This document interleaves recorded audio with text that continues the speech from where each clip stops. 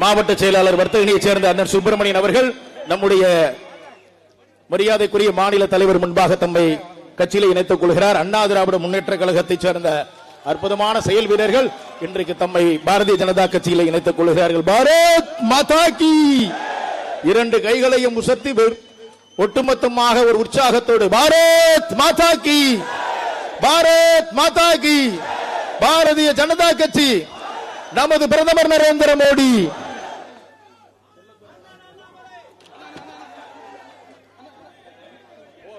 அது நீங்க சொல்லுவீங்கன்றதுக்காக தான் நாங்க எதிர்பார்த்துட்டு இருக்கோம்.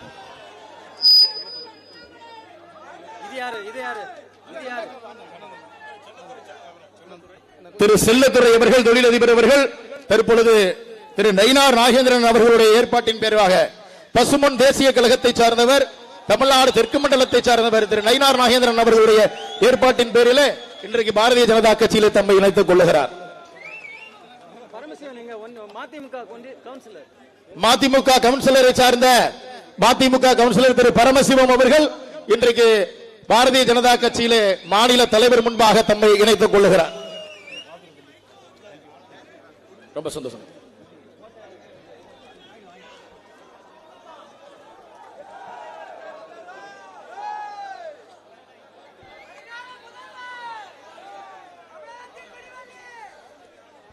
அன்பார்ந்த பெரியோர்களே, தாய்மார்களே, இந்த புண்ணிய பூமிக்கு மறுபடியும் வருவதற்கு ஒரு பெரிய வாய்ப்பு கிடைத்திருக்கிறது. தென்காசி என்று சொன்னாலே அது வீரம், தென்காசி என்று சொன்னாலே அது எளிமைங்க, தென்காசி என்று சொன்னாலே அது தேசியம். ஐயா, தென்காசி என்று சொன்னாலே இன்னைக்கு என் மண் என் மக்கள் யாத்திரை என்று மாற்றிவிட்டது. மறுபடியும் தென்காசி மாவட்டத்திற்கு இரண்டாவது முறையாக இந்த யாத்திரையினுடைய நிறைவு பகுதியில் வருவதற்கு ஒரு பெரிய பாகியம் கிடைச்சிருக்குதுங்கம்மா. 43, 44, 45வது தொகுதிகளாக நம்முடைய தென்காசி மாவட்டத்தில் வேறு வேறு சட்டமன்ற தொகுதிகளுக்கு வந்திருந்தோம். ஐயா, இன்னைக்கு 180 தொகுதி அதன் பிறகு கடந்து 227வது தொகுதியாக மறுபடியும் சங்கரன் கோவிலுக்கு வந்திருக்கின்றோம். உங்களை பார்த்துட்டு போய் 4 மாசம் ஆகுதுங்க ஐயா. 4 மாதத்திற்கு பிறகு நம்முடைய தலைவர்கள், தொண்டர்கள் எல்லோரும் மறுபடியும் சங்கரன் கோவிலுக்கு இந்த யாத்திரையினுடைய நிறைவு பகுதியை நெருங்கி கொண்டிருக்கின்றோம். ஐயா, இன்னைக்கு நான் பேசுறதை விட உங்களுக்கெல்லாம் அதிகமாக நன்றி சொல்ல வேண்டும் என்று நான் நினைக்கின்றேன். இன்னும் 7 தொகுதிகள் இருக்குதுங்க. நமக்கும் 2024 பாராளுமன்ற வெற்றிக்கும் இடையிலே 7 தொகுதிகள் இருக்கிறது. 277வது தொகுதி சங்கரன் கோவில், நாளைக்கு 278 மதுரைங்கய்யா. அதன் பிறகு 4 தொகுதிகள் விழுப்புரம் பக்கத்தில் இருக்குதுங்க. திருப்பூரில் 2 தொகுதிகள் 233, 234 முடிக்கும் பொழுது இந்த மாதம் 27ஆம் தேதி மத்தியானம் 2 மணிக்கு பாரத பிரதமர் நரேந்திர மோடி அவர்கள் இந்த யாத்திரையினுடைய கடைசி தொகுதிக்கு வர இருக்கின்றார். நீண்ட நெடிய பயணமாக இருந்தாலும் கூட ஐயா, இந்த யாத்திரைக்கு ஆரம்பத்தில் தென் தமிழகத்தில் உங்களுடைய அன்பை எல்லாம், ஆதரவை எல்லாம், ஆசீர்வாதத்தை எல்லாம் கொடுத்து தென் தமிழகத்திலிருந்து தமிழகம் முழுவதும் சென்று வருவதற்கு இங்கிருந்து வழி அனுப்பி வைத்தீர்கள். ராமேஸ்வரத்தில் ஆரம்பித்து ராமநாதபுரத்தை முடித்து கன்னியாகுமரி, தென்காசி, திருநெல்வேலி, தூத்துக்குடி எல்லாம் முடிச்சுங்க ஐயா. கொங்கு பகுதியை முழுவதுமாக கடந்து விட்டு மத்திய பகுதி, டெல்டா பகுதி, தஞ்சாவூர் பகுதியை முடித்துவிட்டு நடுநாடு என்று சொல்லக்கூடிய விழுப்புரம் பகுதியை முடித்துவிட்டு சென்னையை முடித்துவிட்டு இன்னைக்கு சங்கரன் கோயிலுக்கு வந்திருக்கிறோங்க ஐயா. இதுவும் பாத்தீங்கன்னா ஆண்டவனுடைய அழைப்பு. அன்னைக்கே நாம சங்கரன் கோவிலை முடித்திருக்கலாம். ஆனால் நம்முடைய தலைவர்கள் எல்லாம் சொன்னார்கள், சங்கரன் கோவில் மிக மிக முக்கியமான தொகுதி, இதற்கு கடைசியாக இந்த யாத்திரை நிறைவுறுகின்ற நேரத்திலே நீங்கள் வர வேண்டும் என்று நம்முடைய தலைவர்கள், தொண்டர்கள் சொன்னார்கள் என்கின்ற காரணத்திற்காக ஐயா 227வது தொகுதியாக அற்புதமான இந்த தொகுதியில் நின்று கொண்டிருக்கின்றோம்.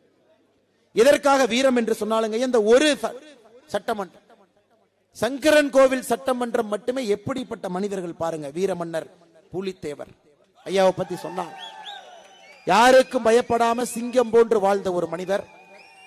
அவருடைய ஆற்றல் மிகுந்த படை தளபதிகள் வெண்ணி காலடி அவர்கள், ஒண்டி வீரன் அவர்கள், மாவீரன், வீரமிகுந்த தளபதிகள் வாழ்ந்த ஒரு மண்.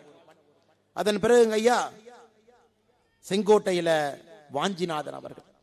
தற்காலத்தில் நாம் எல்லோருமே ஐயாவை பத்தி படிச்சிருக்கோம், பார்த்திருக்கோம், கேள்விப்பட்டிருக்கோம்.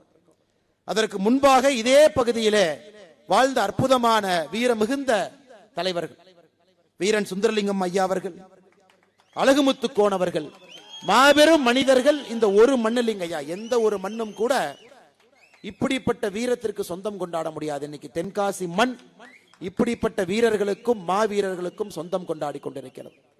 ஐயா இன்னைக்கு தமிழகத்தில் எல்லா பக்கமும் எழுச்சிங்க ஐயா, எல்லா பக்கமும் மக்கள் தீர்மானித்து விட்டார்கள், நமக்கு மாற்றம் வேண்டும்.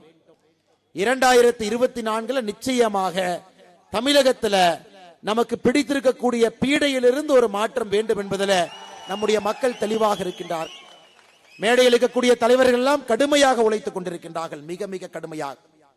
நம்முடைய பாரதிய ஜனதா கட்சியினுடைய சட்டமன்ற குழு தலைவர் இந்த பகுதியில் எங்க போனாலும் கூட அண்ணன் அந்த பகுதியினுடைய மண்ணின் மைந்தர். பிறந்தது ஒரு பகுதி, சட்டமன்ற உறுப்பினராக இருக்கின்றது ஒரு பகுதி, எங்கே வந்தாலும் கூட மண்ணின் மைந்தனாக கொண்டாடி கொண்டிருக்கின்றார்கள்.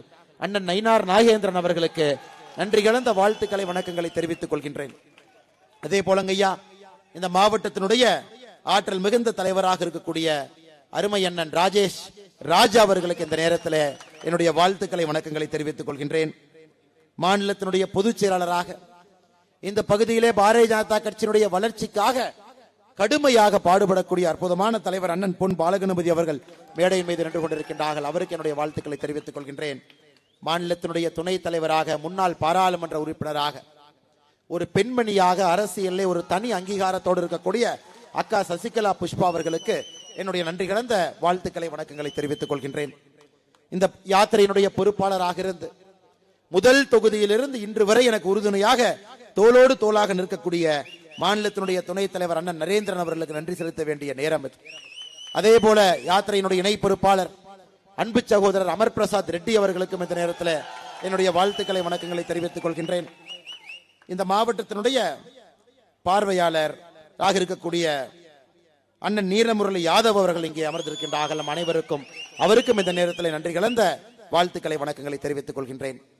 இந்த மாவட்டத்தினுடைய பார்வையாளராக மிக கடுமையான ஒரு சூழலில் பிறந்து கல்வி தன்னுடைய அறிவாற்றலால் உயர்ந்து இன்றைக்கு பாரதிய ஜனதா கட்சியில முக்கிய பொறுப்பில் இருக்கக்கூடிய மாவட்டத்தினுடைய பார்வையாளர் அருமை தலைவர் மகாராஜன் அண்ணன் அவர்களுக்கு என்னுடைய வாழ்த்துக்களை, வணக்கங்களை தெரிவித்துக் கொள்கின்றேன். அதே போல இந்த பாராளுமன்றத்தினுடைய அமைப்பாளர் ஒரு இளைஞர், அதிகப்படியான வேகம், தென்காசியை எஸ்டோனியா மாதிரி மாற்றும் அப்படின்னு கனவோடு இருக்கக்கூடிய ஆனந்தன் ஐயாசாமி அவர்களுக்கு என்னுடைய வாழ்த்துக்களை, வணக்கங்களை, நன்றிகளை தெரிவித்துக் கொள்கின்றேன்.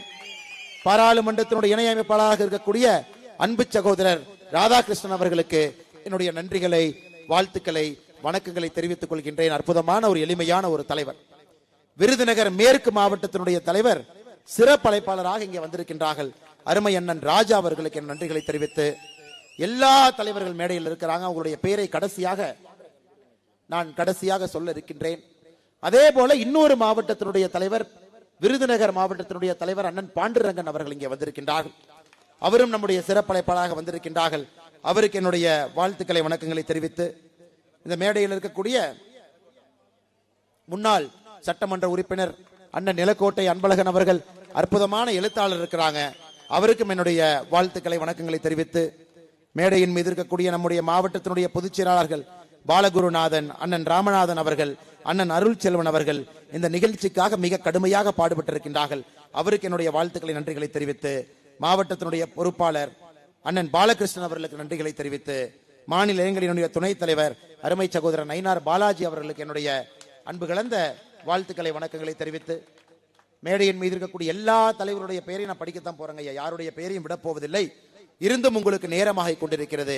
என்னுடைய பேச்சை முடிக்கின்ற கடைசி பகுதியில மிச்ச தலைவர்களுடைய பெயரையும் சொல்லி அவர்களையும் பாராட்ட வேண்டும் என்பது என்னுடைய ஆசை. நிச்சயமாக அதை சொல்ல வேண்டும். மிக கடுமையாக உழைத்துக் கொண்டிருக்கின்றார்.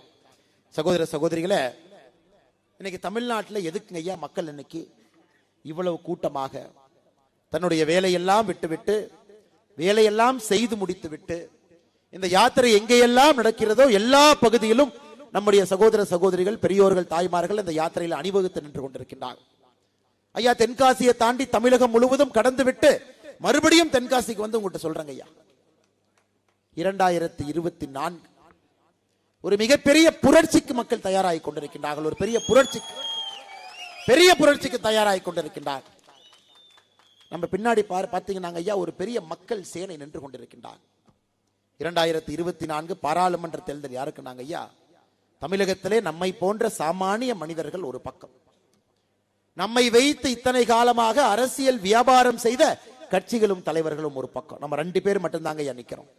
ஒரு பக்கம் சாமானியர்கள், நாம் வாழ்க்கையிலே ஏற்றத்தை பார்க்க வேண்டும் என்று கனவு காண்பவர்கள், நம்முடைய குழந்தைகளுக்கு படிப்புக்கேற்ற வேலை, வேலைக்கேற்ற ஊதியம் நம்முடைய காலத்திலே கிடைக்க வேண்டும் என்று நினைப்பவர்கள், லஞ்சம் இல்லாத ஒரு அரச நம்முடைய சமகாலத்தில் வாழுகின்ற நேரத்தில் பார்க்க வேண்டும் என்கின்ற எதிர்பார்ப்போடு இருக்கக்கூடிய சகோதர சகோதரிகள், நாம் கும்பிடக்கூடிய தெய்வங்களை யாரும் கூட பாரபட்சம் காட்டாம, ஒரு இந்து கோயிலுடைய உண்டியல்ல கை வைக்காம சாமிக்கு மரியாதை கொடுக்கக்கூடிய ஒரு அரசை பார்க்க வேண்டும் என்று நினைக்கக்கூடிய சாமானிய மக்கள் ஐயா, எல்லாவற்றையும் தாண்டி இந்தியா முழுவதும் மோடி ஐயாவுடைய புகழ் பட்டி தொட்டி எல்லாம் பரவி இருக்கு. இந்தியா முழுவதும் ஐயா, எங்கே எல்லாம் பாரதிய ஜனதா கட்சியினுடைய அரசு மத்தியிலும் பாரதிய ஜனதா கட்சியினுடைய அரசு மாநிலத்திலும் இருக்கிறதோ அங்கே எல்லாம் மிகப்பெரிய வளர்ச்சியை பார்த்துக் கொண்டிருக்கின்றோம்.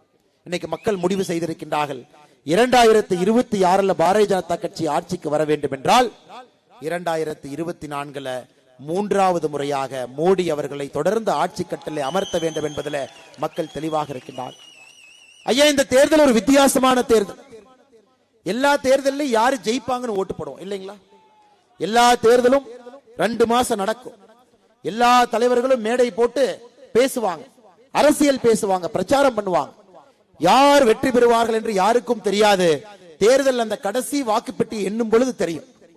ஆனா இந்திய அரசியல் வரலாற்றுல முதல் முறையாக ஒரு தேர்தல் மோடி தான் வெற்றி பெற போகின்றார்கள் என்று நடக்குது. நம்முடைய சமகாலத்தில் இது போன்ற ஒரு தேர்தலை பார்த்ததில் மோடி அவர்கள் தான் 2024 வெற்றி பெற போகின்றார்கள் என்பதற்காக நடக்கக்கூடிய தேர்தல். எனக்கு எதிரணிகள் பாத்தீங்கன்னா தெரிச்சு ஓடிட்டு இருக்கிறாங்க. ஒரு கூட்டணியும் கூட பீத்துக் கொண்டு அங்கங்க ஓடிக்கொண்டிருக்கின்றார். மோடியை எதிர்க்கின்ற துணிவு, நெஞ்சுரம், நேர்மை, நாணயம் எந்த ஒரு அரசியல் தலைவருக்கும் இல்லை. அதுவும் தமிழகம் போன்ற நம்முடைய மாநிலத்தில் வெறும் பொய்யை மட்டுமே வியாபாரம் செய்து அதன் மூலமாக அரசியல் லாபம் கிடைத்த எல்லா கட்சிகளும் கூட எப்படி பிரச்சாரம் பண்றதுன்னு தெரியாம முழித்துக் கொண்டிருக்கின்றார்கள். மோடிக்கு எதிராக எந்த ஒரு ஆயுதமும் வேலை செய்யலைங்க. மோடிக்கு எதிராக கத்தி எடுத்து சுத்தி பார்த்துட்டாங்க, அருவாள் எடுத்துட்டு வந்தாங்க, கோடாலி எடுத்துட்டு வந்தாங்க, டிவி சேனல் எடுத்துட்டு வந்து பொய் பேசி பார்த்தாங்க. மோடிக்கு எதிராக எல்லா விதமான பொய்யையும் வீசி பார்த்து விட்டார்கள். ஆனால் 2024 நாம் தெளிவாக இருக்கின்றோம். 2019 நடந்த தவறு, 2014 நடந்த தவறு தமிழகத்திலே நடக்க போவது கிடையாது. 2024 நம்முடைய வாக்கு எல்லாம் பாரத பிரதமர் நரேந்திர மோடி அவர்களுக்கு மட்டும்தான் என்பதில் உறுதியா இருக்கு. ஐயா, இன்னைக்கு தென்காசி இந்த ஊருக்குள்ள நீங்க நுழையும் பொழுதே தெரியும் பாரதிய ஜனதா கட்சியினுடைய வாசனை உங்களுக்கு அடிக்குதுங்க ஐயா. தென்காசிக்குள்ள நுழைஞ்சீங்கன்னா போதும். ஆனா ஒரு ஸ்பீக்கர் அவுட் ஆயிடுச்சு என்னன்னு பாருங்க. தென்காசிக்குள்ளே நீங்கள் நுழையும் பொழுதே பாரதிய ஜனதா கட்சியினுடைய மண் வாசனை தென்காசியில் நமக்கு. இன்னொரு மைக் கொடுங்க தலைவா, அந்த இன்னொரு மைக் அங்கிருந்து அதை கொடுங்க.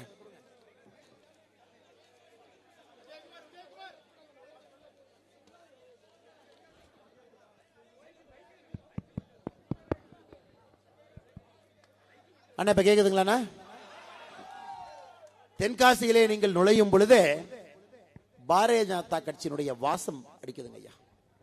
பட்டி தொட்டி எல்லாம் எங்கே பார்த்தாலும் கூட பாரதிய ஜனதா கட்சி. இதுவரை மாற்று கட்சியில் இருந்தவர்கள் எல்லாம் முடிவு செய்து விட்டார்கள். 2024 மோடிக்கான தேர்தல். நம்ம ஓட்டெல்லாம் மோடிக்குத்தான், எதிர்கால இந்தியாவிற்குத்தான், வளர்ச்சிக்குத்தான் நம்ம ஓட்டு. 2024 நான் கட்சி பார்க்க போவது கிடையாது. எல்லோரும் எங்களுடைய வாக்கு மோடி அவர்களுக்கு பாரதிய ஜனதா கட்சி மூலமாக செலுத்துகின்றோம் என்பதில் ரொம்ப தெளிவாக இருக்கின்றார்கள் சகோதர சகோதரி. தமிழ்நாட்டில் எங்கே எல்லாம் இதை பார்க்கின்றோனோ அதை விட அதிகமாக தென்காசியில பார்க்கிறோம் ஐயா. எல்லா இடத்திலும் ஊரே அப்படியே முறுக்கேற நிற்கிறது, தென்காசியை நரம்பு புடைக்க நிற்கிறது. உண்மையை சொல்ல வேண்டும் என்றால் தென்காசி மக்களுடைய பாரம்பரியம், தென்காசி மக்களுடைய வரலாற்றினுடைய மீட்சி, தென்காசி மக்கள் 500 ஆண்டுகளாக எப்படி தனித்தன்மையாக வாழ்ந்தார்களோ, ஆங்கிலேயர்கள் காலத்தில் தென்காசியில் வாழக்கூடிய சில சமுதாய மக்களுடைய அடையாளங்கள் அளிக்கப்பட்டதோ அந்த அடையாளங்களை எல்லாம் மீட்டு பாரத பிரதமர் நரேந்திர மோடி அவர்களை கொடுத்திருக்கிறாங்க.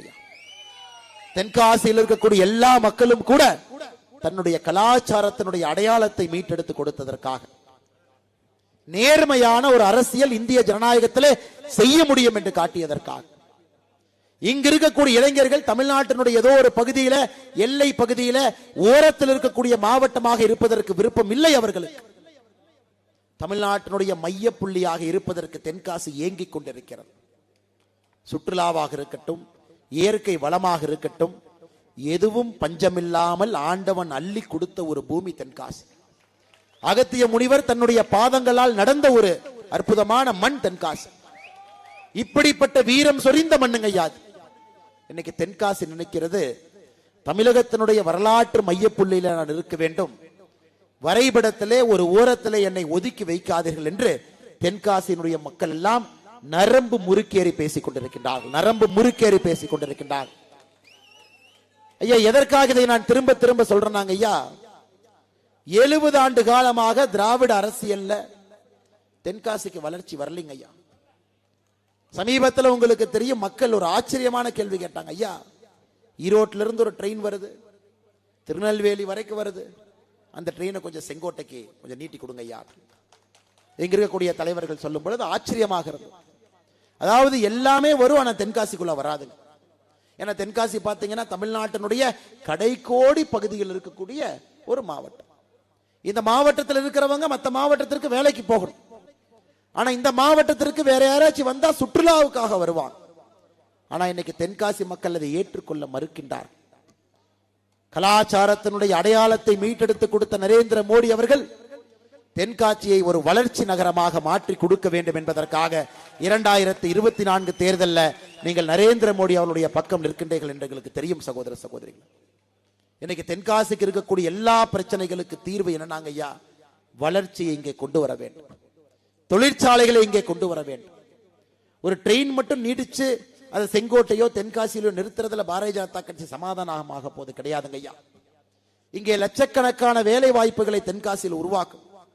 ஏதோ ஒரு ஸ்ரீதர் வேம்பு அமெரிக்கால பெரிய நிறுவனத்தை நடத்தியவர், அதெல்லாம் வேண்டாம் என்னுடைய சொந்த ஊருக்கு போறேன்னு தென்காசிக்கு வந்து அவர் போராடி, மாநில அரசுக்கு எதிராக போராடி இங்கே ஒரு நிறுவனத்தை நடத்தி தென்காசி பகுதி மக்களுக்கு வேலை கொடுத்துக் கொண்டிருக்கின்றார்.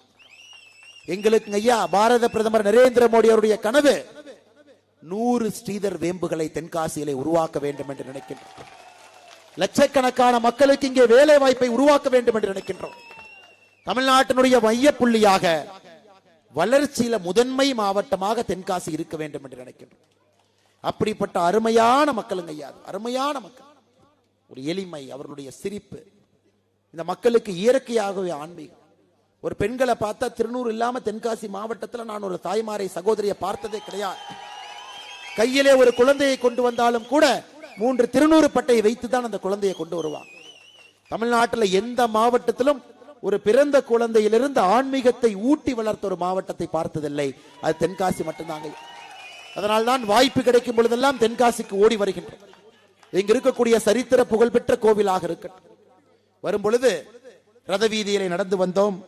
நம்முடைய சங்கர நாராயண பெருமானுடைய அருளை பெற்று, அம்மையார் கோபதி அம்மாள் அவருடைய அருளை பெற்று ரத வீதியிலே நமக்கு நடந்து வருவதற்கு ஒரு வாய்ப்பு. ஆனா இன்னைக்குங்க ஐயா, கலாச்சார அடையாளம் அழிந்து கொண்டிருக்கிறது. இத்தனை காலமாக நம்முடைய முன்னோர்கள் எப்படி கோவிலை மையப்பகுதியாக வைத்து வாழ்க்கை வாழ்ந்து கொண்டிருக்கின்றார்களோ அந்த கலாச்சாரம் இல்லைங்க ஐயா, திரும்ப கொண்டு வரணும். இன்னைக்கு பாத்தீங்கன்னா இந்த பகுதி, குறிப்பாக இந்த சங்கரன் கோவில்ல மட்டுமே 4000 விசைத்தறி கூடங்கள் இருக்கு. 4000 விசைத்தறி கூடங்கள். நடந்து வரும் பொழுது நம்முடைய செங்குந்தர முதலியார் சமுதாய மக்கள் எங்களை எல்லாம் அழைத்து 3 மாபெரும் மனிதர்களுக்கு மரியாதை செலுத்தி விட்டு வர வேண்டும் என்று சொன்னார். 3 மனிதர்களுக்கு நீங்க மரியாதை செலுத்திட்டு தான் போகணும். திருப்பூர் குமரன் அவர்களுக்கு மரியாதை செலுத்தி விட்டு வந்தோம். கிருபானந்த வாரியார் ஐயா அவர்களுக்கு மரியாதை செலுத்தி விட்டு வந்தோம். பேரறிஞர் அண்ணாதுரை அவர்களுக்கு மரியாதை செலுத்தி விட்டு வந்தோம். ஆனா அவர்களுடைய பெயரை வைத்து வாக்கரசியல் நடத்தக்கூடிய திராவிட முன்னேற்ற கழக அரசு இன்னைக்கு இங்க இருக்கக்கூடிய விசைத்தறி மக்களுக்கு செய்திருக்கக்கூடிய அநியாயத்தை நான் சொல்றேன் கேளுங்க ஐயா. 3 வாரங்களுக்கு முன்பு ராணிப்பேட்டை தொகுதியில நம்முடைய விசைத்தறி அமைச்சர் காந்தி அவர்களுடைய தொகுதியில ஒரு ஊழல் பட்டியலை வெளியிட்டோம் காந்தி அவர்களுக்கு எதிராக. ஐயா பொங்கலுக்கு நம்ம எல்லோருக்குமே இலவச வேட்டி சேலை வருதுங்க ஐயா. அது மாநில அரசு கொள்முதல் செய்து பொங்கல் நேரத்தில் இலவச வேட்டி சேலையும் கிட்டத்தட்ட 2 கோடி மக்களுக்கு கொடுக்கிறாங்க. சேலை வேட்டி உங்களுக்கு தெரியுங்க ஐயா. வேட்டி நெய்யக்கூடிய நம் அனைவருக்குமே தெரியும். விசைத்தறியில் இருக்கக்கூடிய எல்லா பெருமக்களுக்கும் தெரியும். 2 வார்த்தையை பயன்படுத்துவீங்க.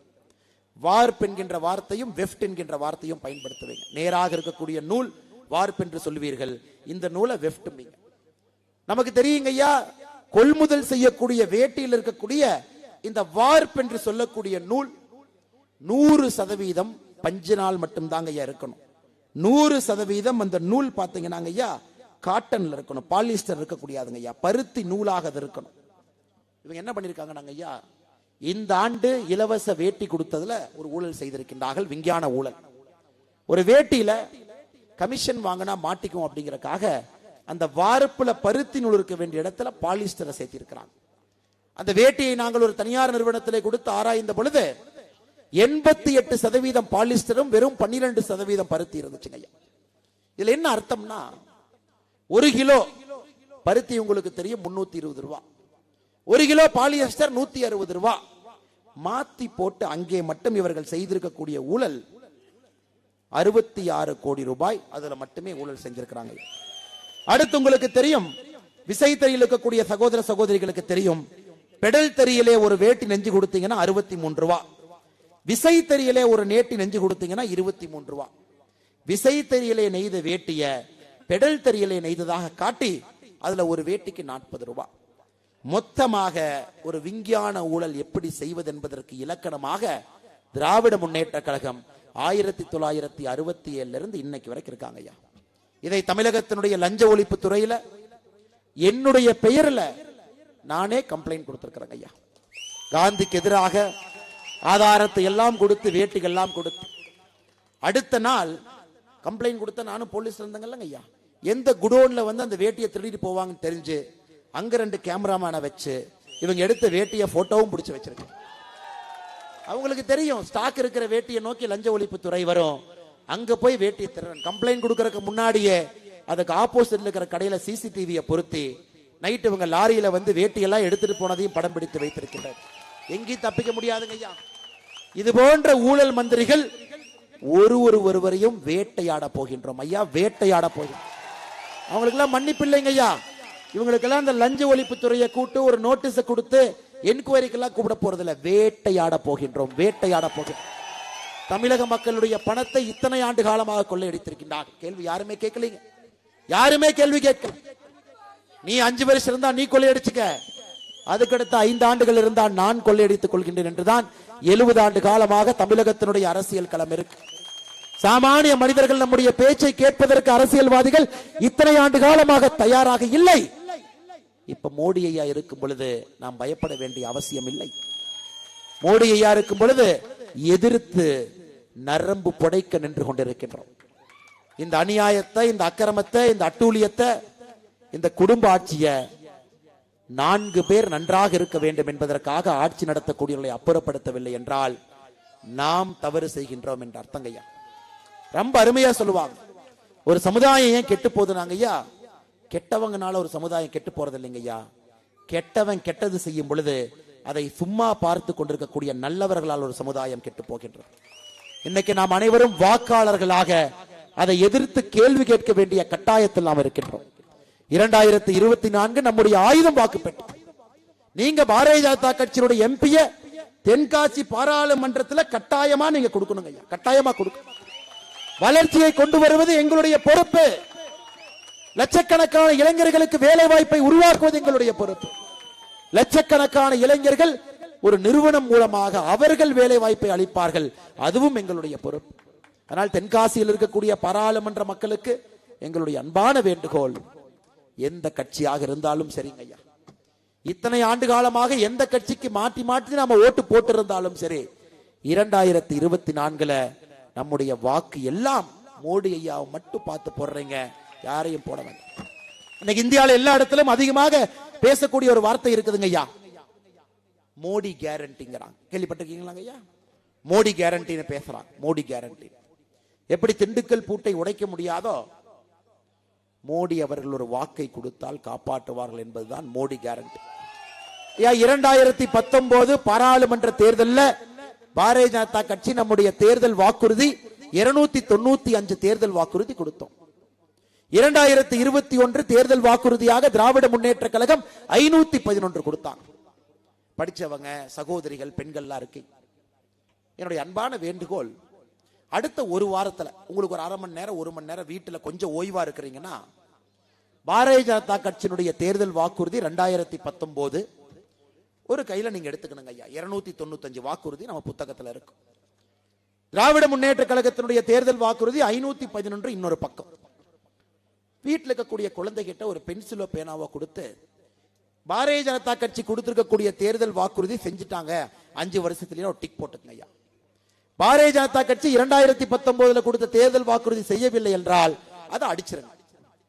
திராவிட முன்னேற்ற கழகம் 2021 511 வாக்குறுதிக்கு இதே பண்ணுங்க ஐயா. இன்னைக்கு பாரதிய ஜனதா கட்சியினுடைய தலைவராக இத்தனை கேமரா இருக்கும் பொழுது நான் போய் பேசக்கூடாது. எல்லோருக்கும் முன்னாடி, எனது ரெக்கார்டர் யாரு வேணாலும் பார்க்கலாங்க ஐயா. எந்த திமுக காரன் இதை பார்த்த உடனே வெப்சைட்ல போய் டவுன்லோட் பண்ணி அண்ணாமலை என்ன பிடிக்கலாமா, உடனே 295 பாடுறாங்க. தைரியமாக ஆணித்தரமாக சொல்லுகின்றேன் ஐயா, 295 வாக்குறுதியும் நிறைவேற்றி விட்டு மேடையின் மீது அமர்ந்திருக்கின்றோம். 295 தேர்தல் வாக்குறுதியும் நிறைவேற்றி விட்டோம். 511 தேர்தல் வாக்குறுதி 2.5 வருஷம் ஆச்சுங்க ஐயா. முழுமையாக 20 தேர்தல் வாக்குறுதியை கூட நிறைவேற்றாம இன்னைக்கு முதலமைச்சர் அவர்கள் பொய்யை பேசிக்கொண்டு சுற்றி கொண்டிருக்கின்றார். 99% தேர்தல் வாக்குறுதியை நிறைவேற்றி விட்டோம். 100 நாள் வேலை வாய்ப்பு திட்டம் 100 நாள்ல இருந்து 150 நாள் நிறைவேற்றல. கேஸ் சிலிண்டருக்கு 100 ரூபாய் மானியம் நிறைவேற்றல. பெட்ரோல் டீசல் விலை 5 ரூபாய் 4 ரூபாய் குறைப்போம் நிறைவேற்றல. பெண்கள் எல்லோருக்கும் மகளிர் உரிமை தொகை கொடுப்போம் நிறைவேற்றல. கல்வி கடன் தள்ளுபடி செய்வோம் நிறைவேற்றல. நகை கடன் தள்ளுபடி செய்வோம் நிறைவேற்றல. நாங்க ஆட்சிக்கு வந்தா நீட்டை ஒழிப்புன்னு போய் சொன்னாங்க, அதை நிறைவேற்ற கூடாது, நிறைவேற்ற முடியாது. நீட்டு நல்லது நமக்கு தெரியுங்க ஐயா. ஐயா, இன்னைக்கு திராவிட முன்னேற்ற கழகத்தினுடைய முக்கியமான தேர்தல் வாக்குறுதி எதை எடுத்து நீங்கள் படித்தாலும், என் கையில பேப்பர் இருக்குதுங்க ஐயா, கொஞ்சம் அப்படியே நீங்க திருப்பி பார்த்தீங்கன்னா உங்களுடைய சங்கரன் கோயிலுக்கு வாக்குறுதி கொடுத்திருப்பாங்க. அதையும் நான் படிச்சு காமிச்சா நிறைவேற்றிருக்க மாட்டான். எந்த தேர்தல் வாக்குறுதி நிறைவேற்றாம 99% தேர்தல் வாக்குறுதியை நிறைவேற்றி விட்டோம் என்று பொய்யை சொல்லிக் கொள்ளி சுற்றிக் கொண்டிருக்கின்றார்கள். அம்மா, நம்ம தேர்தல் வாக்குறுதி இது மாதிரி இல்லைங்க. நம்ம தேர்தல் வாக்குறுதி எல்லாம் கடினமான வாக்குறுதி.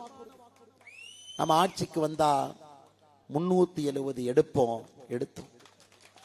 நம்ம ஆட்சிக்கு வந்தா முத்தலாக் தடை சட்டத்தை எடுத்தோம். நம்ம ஆட்சிக்கு வந்தா கிராமப்புறத்துல குடிதண்ணீர் பைப்பு மூலமாக வரும் என்று சொன்னோம். 17% இருந்தது, இன்னைக்கு 73% அதை நோக்கி சென்று கொண்டிருக்கின்றோம், நிறைவை நோக்கி. நாம ஆட்சிக்கு வந்தோம் அப்படின்னாங்க ஐயா, பழங்குடியின மக்களுக்காக அரசியல் அதிகாரம் மட்டுமல்ல, தனியாக அவர்களுக்கு நிதி ஒதுக்கீடு சொன்னோம். 10,000 கோடி ரூபாய் பழங்குடியின மக்களுக்காக ஒதுக்கி, இந்தியாவினுடைய இன்னைக்கு இருக்கக்கூடிய குடியரசுத் தலைவி பழங்குடியின மக்கள் இருந்து வந்திருக்கக்கூடிய சகோதரியா. நீங்க எடுத்து படிக்கணும். அரசியலே ஆர்வம் எடுக்கக்கூடிய எந்த சகோதர சகோதரி, குறிப்பாக பத்திரிகை நண்பர், அவர்களுக்கு வேண்டுகோள், பாரதிய ஜனதா கட்சியினுடைய தேர்தல் வாக்குறுதி நீங்க எடுத்து ஒரு படிச்சு பார்த்துட்டு ஒரு ஸ்டோரி எழுதணும். பத்திரிகை நண்பர்களுக்கு அதான் என்னுடைய வேண்டுகோள். 295 நிறைவேற்றிட்டாங்களா? லட்சக்கணக்கான கோடி ரூபாய் நம்முடைய வாக்குறுதிக்காக பாரத பிரதமர் நரேந்திர மோடி அவர்கள் செலவு செய்திருக்கின்றார்கள். லட்சக்கணக்கான கோடி ரூபாய். இது மோடி அவர்களுடைய கேரண்டிங். அம்மா, சொன்னா செய்வார். இன்னைக்கு 2024 நம்முடைய தேர்தல் வாக்குறுதி தயாராகி கொண்டிருக்கிறது. மோடி ஐயா சொல்லியிருக்கிறாங்க, கஷ்டமான முக்கியமான முடிவுகள் எல்லாம் 2024 எடுக்க போறோம். நமக்கு இதுவரைக்கும் கஷ்டமான தைரியமான முடிவை மோடி எடுத்திருக்காரு. 370 ஒன்னொன்னும் பாருங்க, ஜிஎஸ்டி, டிமானிட்டைசேஷன், பண மதிப்பீட்டிலிருந்து ஒன்றொன்றும் கஷ்டமான முடிவு. இதையே முதல் நம்முடைய பாரத பிரதமர் அவர்கள் எளிமையான முடிவு, கஷ்டமான முடிவு 2024 இந்த நாட்டுக்காக எடுக்க போகின்றேன் என்றால் நமக்கு தெரியும் நதிநீர் இணைப்பு வந்து கொண்டிருக்கிறது என்பது நமக்கு தெரியும். 2,50,000 கோடி ரூபாய் தேவை, யாரும் தொடவில்லை. மோடி அவர்களுடைய 3வது ஆட்சி காலத்திலே செய்து காட்டுவார்கள் என்கின்ற நம்பிக்கை நமக்கு இருக்கு. இதெல்லாம் 70 ஆண்டு காலமாக 75 ஆண்டுகளாக காத்திருந்ததெல்லாம் வருதுங்க. 33% பெண்களுக்கு இன்னைக்கு இடஒதுக்கீடு கொடுத்து அடுத்த பாராளுமன்ற தேர்தல் 2029 நடக்கும் பொழுது பாராளுமன்றத்தினுடைய மொத்த சீட்டு அதிகமாயிருக்கும் ஐயா. அதிலே பெண்களுக்கான இடஒதுக்கீடும் வந்திருக்கும். இது எல்லாம் நம்முடைய வாக்குறுதி. நம்ம எதுவுமே பொய் பேச மாட்டோங்க ஐயா. எல்லா வாக்குறுதியும் செயல்படுத்தி காட்டி இருக்கின்றோம். 3வது முறையாக 2024 29 வரை அதை எல்லாம் செயல்படுத்துவதற்கு அடுத்த வாக்குறுதியோடு உங்கள் முன்னால் வர இருக்கின்றோம் சகோதர சகோதரிகள். ஆனா இன்னைக்கு நம்முடைய தென்காசி மாவட்டம், நம்முடைய சங்கரன் கோவில் தொகுதியில் இன்னைக்கு பாத்தீங்கன்னா இவங்கனால கொடுத்த வாக்குறுதியை நிறைவேற்ற முடியலைங்க. நான் ஒரு வாக்குறுதி படிக்கிறேன் பாருங்க. திமுகவினுடைய தேர்தல் வாக்குறுதி 84, செண்பகவல்லி அணையை சரி செய்வதற்கு நடவடிக்கை எடுப்போம். செண்பகவல்லி அணைக்கு உங்களுக்கும் ரத்த பந்தங்கய்யா, தொப்புள் கொடி உறவு. செண்பகவல்லி அணை 1733 கட்டப்பட்டது. திருவாங்கூர் மகாராஜாவும் இங்க இருக்கக்கூடிய சிவகிரி ராஜாவும் சேர்ந்து 1733 கட்டினாங்க. எந்த பிரச்சனையும் இல்லாம அந்த அணையினுடைய ஒரு பகுதி தண்ணீர் உங்க மாவட்டத்திற்கும், அந்த அணையினுடைய ஒரு பகுதி தண்ணி முல்லை பெரியார் அணைக்கும் போயிட்டு இருந்துச்சு. முதலாக பிரச்சனை வந்தது 1962 அணையில் ஒரு சின்ன விரிசல் ஏற்பட்டது. அன்றைய முதலமைச்சர் கர்ம வீரர் காமராஜர் ஐயா தமிழ்நாடு அதற்கான செலவை கேரளால கொடுத்து அணையை சரி பண்ண. அணையில 2வது பிரச்சனை 1982 புரட்சி தலைவர் டாக்டர் எம்ஜிஆர் அவர்கள் இருக்கும் பொழுது மறுபடியும் விரிசல். புரட்சி தலைவர் அவர்கள் உடனடியாக கேரள அரசுக்கு பணத்தை கொடுத்துட்டாங்க. தமிழ்நாடு செலவுக்கான பணம் எங்க பணத்தை கொடுத்துட்டோம் பண்ணுங்க ஐயா. 1982 அந்த அணையை சரி பண்ணாம இன்னைக்கு தென்காசி பகுதிக்கு வரக்கூடிய தண்ணி வராம இருக்குதுங்க ஐயா. அது திமுக காரன் வாக்குறுதி 84 சொன்னாங்க, நாங்கள் வந்தவுடன் செண்பகவல்லி அணையை சரி செய்து தண்ணி கொண்டு வந்துருவோம். ஐயா நீங்க புரிஞ்சுக்கணும், இது ஒரு வாக்குறுதி இல்லைங்க. இன்னைக்கு தண்ணி வராம இருக்கிறனால எத்தனையோ பேர் விவசாயத்தொட்டு வெளியே வர்றாங்க. உங்களுடைய விளை நிலங்கள் தரிசு நிலங்களாக மாறிக்கொண்டிருக்கிறது. காரணம், இங்க இருக்கக்கூடிய ஒரு பொம்மை முதலமைச்சருக்கு எப்படி ஆட்சி நடத்துவதுன்னு தெரியாதனால் அது நடந்து கொண்டிருக்கிறது. கேரள அரசை பார்த்து மிரட்டி ஒரு வேலை செய்யக்கூடிய ஒரு முதலமைச்சர் நமக்கு வேண்டுமோ தவிர, இந்தி கூட்டணியில் இந்த பக்கம் கம்யூனிஸ்ட், இந்த பக்கம் திமுக, நாமெல்லாம் ஒன்னா இருந்துக்கலாம், நாமெல்லாம் ஆட்சியில் இருக்கலாம், மக்களுக்கு எதுவும் செய்ய வேண்டாம் என்று நினைக்கக்கூடிய முதலமைச்சர் எனக்கு இருக்கிறான். இவர்கள் தேர்தல் வாக்குறுதியில 84வது வாக்குறுதியாக சொல்லி இருக்கக்கூடிய ஒரு விஷயத்தை உங்கள் முன்னாடி சொல்றேன். பேபி அணையை சரி பண்ணா முல்லை பெரியார் அணையினுடைய நீர்மட்டத்தை நாங்க உயர்த்திடுவோம். 3 கொத்தனார் சகோதரர் பேபி அணைக்கு போனாங்க, போய் பல வருஷம் ஆச்சு, இன்னும் என்ன பண்ணாங்கன்னு தெரியல. பேபி அணையினுடைய இதை சரி பண்ணாதனால முல்லை பெரியார் அந்த பக்கம் தேனி மதுரை அவங்களுக்கு பிரச்சனை. உண்மையை சொல்ல வேண்டும் என்றால் தமிழகத்துல நம்முடைய நீர் ஆதாரமும் நீர் மேலாண்மையும் அழிந்து கொண்டிருக்கிறது. விவசாயத்திற்கு பெயர் போன தென்காசி வரும் பொழுது பாத்தீங்கன்னா ரோட்ல ஒரு பக்கம் மக்காச்சோளம் இருக்குங்க ஐயா, ஒரு பக்கம் பருத்தி.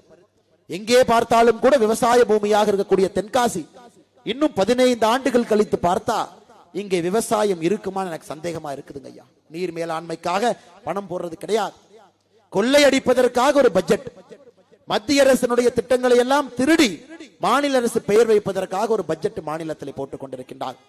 ஐயா நம்முடைய பாராளுமன்ற உறுப்பினர் இங்கே வரும் பொழுது செய்யக்கூடிய முதல் வேலை தனியாக மத்திய அரசு கிட்ட இருந்து ஒரு பட்ஜெட்டை வாங்கி கொண்டு வந்து தென்காசியினுடைய நீர் மேலாண்மையை சரி செய்வது நம்முடைய முதல் வேலையாக இருக்கு. இதே ஊர்ல பாருங்க ஐயா, இரட்டை குளம் எத்தனை வருஷமா பேசுறங்க ஐயா, எத்தனை வருஷமா பேசுற. கர்ம வீரர் காமராஜர் ஐயா சொன்னாரு, இந்த இரட்டை குளம் திட்டத்தை நான் செயல்படுத்த போகின்றேன். இந்த பகுதியில் இருக்கக்கூடிய வீரகேரளம்புதூர் தாலுகால ஆலங்குளம் ஒன்றியத்தினுடைய வடபகுதியில 15 கிராம பஞ்சாயத்துக்குள்ள 48 குக்கிராமம். அவர்களுக்கு கர்ம வீரர் காமராஜர் ஐயா இரட்டை குளம் கால்வாய் திட்டத்திற்காக அடிக்கல் நாட்டினார். ஆட்சி மாற்றம் 1964 காமராஜர் ஐயா முதலமைச்சர் பதவியிலிருந்து வெளியே வந்த பிறகு 67 ஆட்சி மாற்றம் ஏற்பட்ட பிறகு இத்தனை ஆண்டு காலம் கழிந்தும் கூட ஒரு இரட்டை குளம் திட்டம் இங்கே நிறைவேற்ற முடியாமல் தத்தளித்துக் கொண்டிருக்கின்றோம். ஐயா, ஒரு பக்கம் பெரிய பெரிய மழை இருக்கு, மழை பெய்கிறது, தண்ணி வருது, தேக்கி கொண்டு வருவதற்கு ஒரு அரசு கவனம் செலுத்தினா விவசாயம் எப்படிங்க ஐயா செழிக்கும்? இன்னைக்கு பாரதிய ஜனதா கட்சியினுடைய கவனம் எல்லாம் தென்காசியில வேலை வாய்ப்பை உருவாக்குவது, வளர்ச்சியை கொண்டு வருவது, உங்களுடைய கலாச்சார அடையாளத்தை மீட்டெடுத்து தென்காசியை தமிழகத்தினுடைய மையப்புள்ளியிலே வைப்பது. அதையெல்லாம் தாண்டி விளைநிலங்கள் இன்னும் அற்புதமான விளைநிலங்களாக இருக்க வேண்டும் என்பதற்காக உங்களுக்கு பாரதிய ஜனதா கட்சி போராடுங்க ஐயா. அதற்கு முதல் வேலை நீங்கள் செய்ய வேண்டியது ஒரு ஓட்டு பாரதிய ஜனதா கட்சி கொடுக்கணுங்க ஐயா. ஒரு ஓட்டு நீங்க கொடுக்கணும். இன்னைக்கு உங்களுக்கு ஒரு எம்எல்ஏ இருக்கிறாங்க, எம்எல்ஏவனுடைய பெயரு எந்த நேரத்தில் ராஜான்னு வச்சாங்கன்னு எனக்கு தெரியலீங்க. எம்எல்ஏவுக்கு ராஜா என்கின்ற பெயரை வச்சிருக்கிறான். ஆனா மக்கள் நீங்கெல்லாம் தென்காசியிலே வந்து உங்க எம்எல்ஏ யாருன்னு கேட்டா நீங்க ராஜான்னு சொல்றதில்லை. அன்னை அவரு பேரு ரவுடி ராஜா அப்படிங்கிறது. அந்த அளவுக்கு 25 ஆண்டுகள் கழித்து முதலாக திராவிட முன்னேற்ற கழகத்தினுடைய எம்எல்ஏ 25 ஆண்டுகள் கழித்து சங்கரன்கோவில். ஐயா, இன்னைக்கு நான் சொல்றேன், மீடியா நண்பர்கள் இருக்கிறாங்க, எம்எல்ஏ ஆன பிறகு தென்காசிக்கும் சங்கரன்கோவிலுக்கும் வளர்ச்சி வரல, அவருக்கு எங்கெல்லாம் வளர்ச்சி வந்திருக்குன்னு நான் சொல்றேன். மீடியா நண்பர்கள் குறிச்சு சிந்தாமணியிலிருந்து குற்றாலம் போகக்கூடிய மெயின் ரோட்ல ஒரு தனியார் வங்கி அங்க இருக்கும். அந்த தனியார் வங்கி யார் பில்டிங்ல இருக்குன்னு போய் பார்த்தீங்கன்னா அண்ணனுடைய பினாமி பில்டிங்ல 3 கோடி ரூபாய் அந்த சொத்து. அந்த பில்டிங் ஐயா நேர் எதிராக 4 அடுக்குமாடி இருக்கக்கூடிய ஒரு அபார்ட்மெண்ட் இருக்கும், அதுவும் இந்த எம்எல்ஏவனுடைய சொத்து. 5 அருவி இருக்கக்கூடிய இடத்துல சமீபத்தில் 2 கோடி ரூபாய்க்கு ஒரு கெஸ்ட் ஹவுஸ் வாங்கியிருக்காரு, அதையும் போய் பார்த்துட்டு வாங்க. சுரண்டை போலீஸ் ஸ்டேஷனுக்கு நேர் எதிராவே மாமனார் பேர்ல மாமியார் பேர்ல இப்பதான் சொத்தை வாங்கியிருக்காரு, அதையும் போய் பார்த்துட்டு வாங்க. இன்னைக்கு எம்எல்ஏ அவர்கள் சங்கரன் கோவிலுக்கு வளர்ச்சி கொண்டு வரல, உங்களுடைய குழந்தைகளுக்கு வேலை வாய்ப்பு கொண்டு வரல, உங்களுடைய விவசாய நிலத்திற்கு தண்ணீர் கொண்டு வரல, அவர் சொத்து வாங்கிட்டு இருக்காரு. அது மட்டும் இல்ல, கரிசோறுனா சண்டை, கொடியேத்தனா சண்டை, சாப்பாட்டுக்கு சண்டை, ரோட்ல மாற்று கட்சிக்காரன் போனா சண்டை. ஒரு ரவுடி எப்படி ரோட்டில் இருப்பாரோ அது போல் ஒரு எம்எல்ஏ இன்னைக்கு சங்கரன் கோவில்ல எங்கே பார்த்தாலும் கூட மக்களை அடிப்பது உதைப்பது என்ற ஒரு எம்எல்ஏ ராஜா அவங்க இருக்கிறாங்க. இதை சகோதரிகள் இருக்கும் பொழுது இதை நான் பேச வேண்டாம் என்று நினைத்தேன். இதுவும் இருந்தும் தாய்மார்கள் இருக்கும் பொழுது ஏன் சொல்றாங்க, வேண்டாங்கம்மா, எம்எல்ஏனால ஒரு பைசா வேலை நடக்கல, எம்பினாலையும் ஒரு பைசா வேலை நடக்கல, திராவிட முன்னேற்ற கழகத்தினுடைய அரசுனாலே ஒரு பைசா வேலை நடக்கலைன்னா எங்கே இருந்து யார் உங்களுக்கு வேலை செய்ய போறாங்க? எம்எல்ஏ சரியில்லை, இருக்கக்கூடிய எம்பி சரியில்லை, மாநில அரசு சரியில்லை, தென்காசிக்கு எதுவும் நடக்கவில்லை என்றால் நீங்கள் மோடியை நம்ப வேண்டிய காலம் இது, வேற வழி இல்லைங்க. நம்ம 2024 பாராளுமன்ற தேர்தலில் நம்முடைய பாரத பிரதமர் நரேந்திர மோடி அவர்களை மட்டும்தான் நம்பி தென்காசி பாராளுமன்றத்தில் இருக்கக்கூடிய சகோதர சகோதரிகள் நீங்கள் வாக்களிக்க வேண்டும் என்கின்ற கட்டாயம் உங்க எல்லாத்துக்கும் இருக்கு. இன்னைக்கு பாருங்க, நம்முடைய முதலமைச்சர் மு க ஸ்டாலின் அவர்கள் ஒரு விழால இருக்கார், பக்கத்துல பிடிஆர் அண்ணன் கம்மன் உட்கார்ந்து இருக்கார். ஆல்ரெடி போதுண்டா, நான் எதுவும் பேசவே மாட்டேன். முதலமைச்சர் அவர்கள் சொன்னார்கள், பிடிஆரை ஏன் நான் நிதித்துறையிலிருந்து மாத்தினேன் தெரியுமான்னு. உங்களுக்கும் தெரியும், எனக்கும் தெரியும். அவர் நிதித்துறை அமைச்சராக இருக்கும் பொழுது சொன்னாரு, மகனும் மருமகனும் 30,000 கோடி ரூபாய் கொள்ளையடிச்சிருக்கானுங்க அப்படின்னு. அந்த டேப்பை நாங்க வெளியிட்டோம், நிதித்துறையிலிருந்து மாற்றி ஒரு டம்மி துறையை கொடுத்தார். ஆனா இன்னைக்கு முதலமைச்சருக்கு பிடிஆர் அன்னைக்கு இன்னும் சனி விடலின்னு நினைக்கிறேன். உடனே பிடிஆர் அண்ணன் முகத்தை பார்த்து, நான் ஏன் பிடிஆர் மாத்திரம் தெரியுமானார். பிடிஆர் அண்ணன் மனசுக்குள்ள நினைச்சார், நானே கேட்கலையா, நீ விட்டுருங்க, அமைதியா இருந்துக்கிறேன், இப்ப எனக்கு அமைச்சர் பதவினாவது இருக்குது, 2 பேர், ஒருத்தர் புலால் சிறையில் இருக்கிறார், இன்னொருத்தர் சிறைக்கு போக இருக்கிறாரு, அமைச்சர் பதவியில் அமைதியா இருந்து. உடனே முதலமைச்சர் சொல்றாரு, இல்ல இல்ல, இந்த தம்பி நிதித்துறை நல்லா வேலை பார்த்தாரு, அதனாலதான் அவர் ஐடி துறைக்கு மாத்திரம், யார் அவரை தப்பா நினைச்சுக்க. எப்படின்னா, மாப்பிள்ள அவரு தானுங்க, சட்டை என்னோடதுங்கன்னு சொல்ற மாதிரி. அண்ணா, மாண்புமிகு முதலமைச்சர் அவர்களே, பிடிஆர் அடுத்த டேப்பை கேட்டா நீங்க ரொம்ப ஷாக் ஆயிருவீங்க. அதனால் தேர்தல் நேரத்திலே அது வேண்டாம் என்று நினைக்கின்றோம். ஏதோ நாங்கள் வெளியிட்டது 8 நிமிஷம் ஒரு டேப் மட்டும் நினைச்சுக்காதீங்க. அண்ணன் 1 மணி நேரத்துக்கு மேல பேசியிருக்காரு. ஆனால் நீங்க மேடையில் ஏறி அடுத்த டேப் வந்தா என்ன சொல்லுவீங்க? ஐடி துறையிலிருந்து மாத்தி நடுத்தெருவில் நிக்க வைக்கணும். அதனால் பாரதிய ஜனதா கட்சி இது போன்ற பொய்யெல்லாம் சொல்லி மாட்டிக்காதீங்க. அதனால் இன்னைக்கு எங்களுடைய கோபம் பிடிஆர் அவர்கள் மேல இல்ல. வரிசை எத்தனை டேப்புங்க விடுறது, எத்தனை டேப்பை விடுறது? எங்களுடைய கோபம் பிடிஆர் அவர்கள், எங்களுடைய கோபம் முதல் குடும்பத்தின் மீது. கோபாலபுரத்தினுடைய குடும்பம் தமிழகத்தினுடைய சொத்தெல்லாம் தன்னுடைய சொத்து. ஒரு நிலத்தை பார்த்தா அது ஜி ஸ்கொயர் அப்படித்தான் பார்ப்பாங்க. இன்னொன்னு பார்த்தா இதை வளைச்சு போடுங்க ஐயாங்கிறாங்க. இன்னொன்னு பார்த்தா மருமகனை போய் பார்த்துட்டு வர சொல்லுங்கிறாங்க ஐயா. இன்னொன்னு பார்த்தா நம்ம பையனுக்கு தேருமா இந்த சொத்தை போய் வாங்கி போடுங்கிறாங்க. இன்னைக்கு கோபாலபுரத்தினுடைய குடும்பத்தினுடைய கண்ணெல்லாம் தமிழகத்தில் இருக்கக்கூடிய சொத்துக்கள் மீது இருக்கு. அதனால் பிடிஆர் அவர்கள் பேசியதை வெளியிட வேண்டிய கட்டாயம் எங்களுக்கு இருந்துச்சு.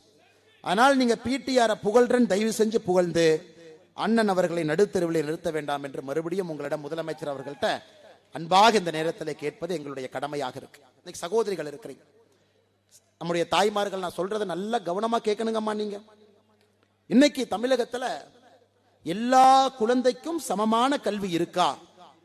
இல்லை, இல்லை, இல்லை. நாங்கள் எல்லா குழந்தைக்கும் சமமான கல்வி கொடுக்க வேண்டும் என்று நினைக்கின்றோம். பாரதிய ஜனதா கட்சி ஒரு உறுதிமொழியாக சொல்லுகின்றோம். 2024 நீங்கள் செய்ய வேண்டிய முதல் வேலை தென்காசி பாராளுமன்றத்தில் நம்ம எம்பியை கொண்டு வந்தோம். 2026 நம்முடைய எம்பி பாராளுமன்றத்தில் இருக்கும் பொழுதே பாரதிய ஜனதா கட்சி 2026 ஆட்சிக்கு வரணுங்கம்மா. ஆட்சிக்கு வந்தால் கல்வி எப்படி மாறும் என்றால், தமிழகத்திலே ஒரு மாவட்டத்தில் 2 நவோதயா பள்ளிகள் திறக்கப்படும். அந்த 2 நவோதயா பள்ளிகளுக்கும் கர்வவீரர் காமராஜர் ஐயா பெயரிலே அந்த பள்ளி இறங்கும். இலவசமாக முற்றிலும் இலவசமாக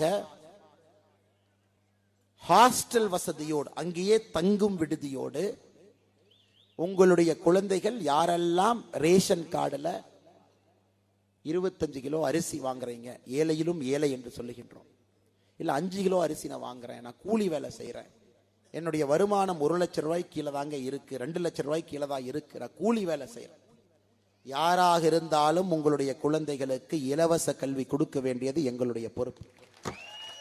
எங்களுடைய பொறுப்பு.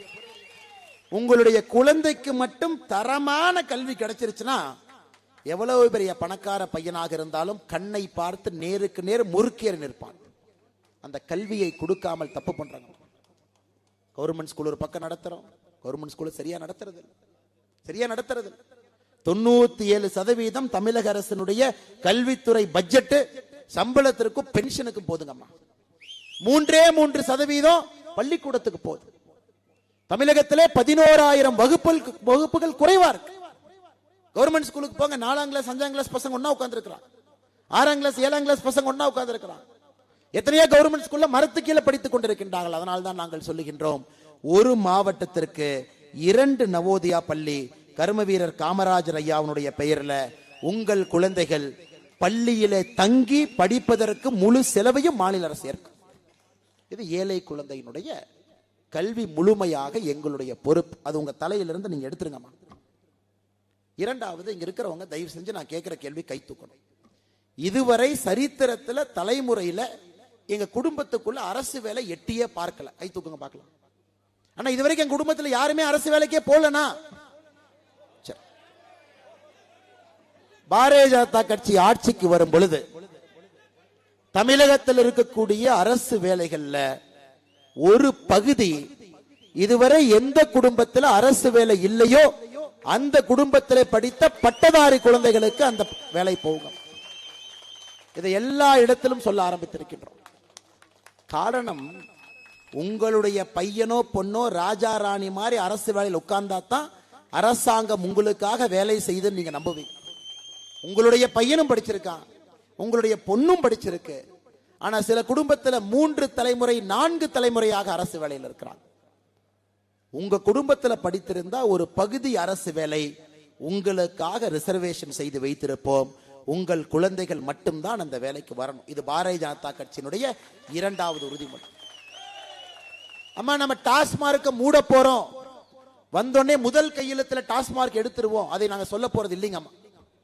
ஆட்சிக்கு வந்தவுடன் பாரதிய ஜனதா கட்சி முதல் ஆண்டுல 33% டாஸ்மார்க்கை எடுத்துருவோம். 2வது ஆண்டுல அடுத்த 33%, 3வது ஆண்டு முடியும் பொழுது 100% டாஸ்மார்க் தமிழகத்தில் காணாம போயிடும். ஆனால் முதல் நாள் கள்ளுக்கடையை திறக்க போகின்றோம். ஏன்னா யாரையும் போய் நீங்க குடிக்காதீங்கன்னு வாயை போய் பொத்த முடியாதுங்க. ஜனநாயகம் இது, ஜனநாயகம் இது. இது ஒரு சர்வதிகார நாடு இல்லைங்க. வாயை பொத்தி யாரும் குடிக்காதீங்க நம்ம சொல்றதுக்கு அனுமதி இல்லை. நாம சொல்றது டிஆர் பாலுனுடைய ரசாயன சாராயத்தை குடிக்காதீங்கன்னு நாங்க சொல்றோம். ஜெகத் ரட்சகன் அவருடைய சாராய ஆலையிலே தயார் செய்யப்பட்ட ரசாயன சாராயத்தை டாஸ்மாக்ல வாங்கி கொடுக்காதீங்கன்னு சொல்றோம். டாஸ்மாக் வேண்டாம். 2 நாளைக்கு முன்னாடி மா சுப்பிரமணியன் பஞ்சு முட்டாயை தமிழ்நாட்டில் தடை பண்ணார். பஞ்சு முட்டாய் எதுக்கியா பஞ்சு முட்டாயை தடை பண்றீங்கன்னா, பஞ்சு முட்டாய் சாப்பிட்டா கேன்சர் வரும், புற்றுநோய் வரனார். சரிண்ணே, நல்லதுதான். உங்களுடைய ஆய்வுல பஞ்சு முட்டாய் சாப்பிட்டா புற்றுநோய் வரும்னா தடை பண்ணுங்க, நாங்கள் ஆதரவு கொடுக்கிறோம். அப்ப டாஸ்மார்க்ல போய் குடிச்சா அதனா டானிக்கா?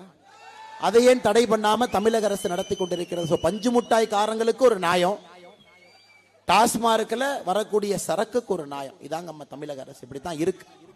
3 ஆண்டுகளிலே தமிழகத்தினுடைய மொத்த டாஸ்மார்க்கையும் இழுத்து மூடி பூட்டி விட்டு அங்கே வேலை செய்பவர்கள் இன்னொரு இடத்துக்கு வேலை செய்ய போவாங்க. கள்ளுக்கடைகள் எல்லாம் திறக்கப்பட்டு யாரெல்லாம் பனைமரம் வச்சிருக்கிறீங்களோ, அம்மா நீங்க 10 பனைமரம் வச்சிருக்கிறீங்கன்னா, தென்னைமரம் 10 வச்சிருக்கிறீங்கன்னா ஒரு குழந்தைக்கு சமம். அந்த 10 பனைமரமும் 10 தென்னைமரமும் உங்க வாழ்க்கையை பார்த்து எங்கேயும் போய் நீங்க ஆட்டி கை கட்டி நிக்க வேண்டும். அதிலே 168 பொருட்கள், ஒரு தென்னை மரத்திலிருந்து 168 பொருள் எடுக்கலாம். அதை எல்லாம் ஒரு கிராமத்திலும் குழுக்களை அமைத்து பாரதிய ஜனதா கட்சி நாங்கள் செய்ய போறோம். முதல் நாள் பாரதிய ஜனதா கட்சி ஆட்சிக்கு வரும் பொழுது இந்து அறநிலைத்துறை இருக்காது சகோதர சகோதரி. கிராம கோவில்களாக இருக்கட்டும், பெரும் கோவில்களாக இருக்கட்டும், மக்களுடைய கைக்கு திரும்ப கொடுக்கப்படும். அவங்கள வேலையில், அரசுக்கு வேலையில். இஸ்லாமிய சகோதரர்கள் உங்க மாஸ்க நல்லா நீங்களே நடத்துங்க. கிறிஸ்துவ சகோதர சகோதரிகள் உங்க சர்ச்சை தேவாலயத்தை நீங்களே நடத்துங்க. இந்து சகோதர சகோதரிகள் நம்முடைய கோவில்களை நீங்களே நடத்துங்கள் என்பது பாரதிய ஜனதா கட்சியினுடைய வேலையாக இருக்கும் சகோதர சகோதரிகள். இது எல்லாம் நம்ம எல்லா இடத்துலையும் பேச ஆரம்பிச்சிட்டாங்க. இது பாரதிய ஜனதா கட்சி இதற்காக வர வேண்டும். தமிழகத்திலே புதிய ஒரு அரசியல் மாற்றத்தை கொடுக்க வேண்டும். அதையெல்லாம் தாண்டி இன்னைக்கு பாருங்கம்மா, 2 மொழி, தமிழ் மொழி, ஆங்கில மொழி குழந்தைங்க படிக்கிறாங்க. திமுக நடத்தக்கூடிய கான்வென்ட்டுக்கு போனீங்கன்னா 3 மொழி, தமிழ் மொழி, ஆங்கில மொழி, ஹிந்தி மொழி. திமுக நடத்தக்கூடிய கான்வென்ட்ல பிரெஞ்சு மொழி, ஜெர்மன் மொழி சொல்லி கொடுக்கிறாங்க. இன்னைக்கு பாரதிய ஜனதா கட்சி தெளிவாக இருக்கின்றோம். பாரதிய ஜனதா கட்சி ஆட்சிக்கு வரும் பொழுது தமிழ் மொழி, ஆங்கில மொழி கட்டாயமா படிக்கணும், மார்க் இருக்கு. 3வது மொழியா நீங்க என்ன படிக்கிறீங்களோ உங்க இஷ்டத்துக்கு அதை படிங்க. உங்களுக்கு கன்னடம் வேணுமா, உங்களுக்கு ஹிந்தி வேணுமா, உங்களுக்கு தெலுங்கு வேணுமா, உங்களுக்கு என்ன வேணுமோ, மலையாளம் வேணுமா படிங்க, அதுக்கு ஆசிரியர் இருப்பார். ஒரு அயல்நாட்டு மொழியும் படிங்க, அதுக்கெல்லாம் மார்க்கெல்லாம் கிடையாது. அயல்நாட்டு மொழிக்கெல்லாம் மார்க் படிங்க. மொழி படிக்க படிக்க ஆளுமை. குழந்தைகள் தென்காசியில மட்டும் இருக்கக்கூடாதுங்க, இந்தியாவை தாண்டி போகணும். இவங்க 2 மொழி. இன்னைக்கு முதலமைச்சர் அவரே தமிழ்நாட்டை தாண்டி போனோம்னா ஒரு இன்டர்பிரட்டருக்கு 500 ரூபாய் கொடுத்து கூட்டிட்டு போறார். என்னையா சொல்றான் கேட்டு சொல்லியா? முதலமைச்சருடைய நிலைமை என்னன்னா, டெல்லி போனா வேற மொழியில பேசுவாங்கன்னு டிஆர் பாலு கூட்டிட்டு போறார். இல்ல கொடுமை என்னன்னா, டிஆர் பாலுக்கு ஹிந்தி தெரியாது. இல்ல கொடுமை என்னன்னா, டிஆர் பாலு இன்னும் 2 அசிஸ்டன்ட் கூட்டிட்டு போறாங்க. திமுக காரங்க 50 வருஷமா ஏமாந்தது ஹிந்தியிலிருந்து தமிழ் மொழிபெயர்ப்புல இத்தனை பேர் டெல்லியில் உட்கார்ந்து ஏமாத்திக்கிட்டு இருக்கான்.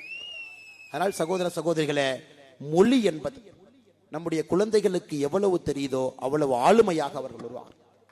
நான் இன்னைக்கு 5 மொழி பேசுறேங்கம்மா, 3 மொழி தெரியும், 2 மொழி கற்றுக்கொண்டிருக்கின்றேன். காரணம், நம்முடைய அறிவை இன்னும் பெரிதுபடுத்தணும், புதிய கலாச்சாரத்தை பார்க்க வேண்டும், புதிய புத்தகங்களை படிக்கணும்.